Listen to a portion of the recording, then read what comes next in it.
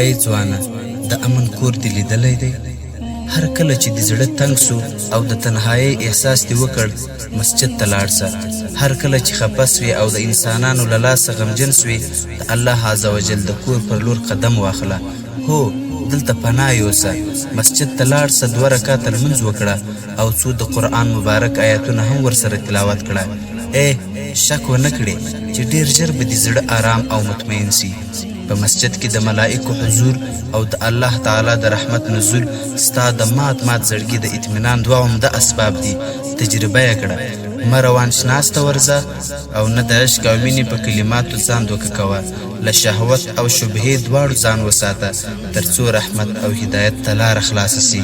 موږ چې تر څو خپله اصلي پناهګاه ونه پېژنو دغسې به سرګردانه یو. هو مسجد د مؤمن پناهګاه ده.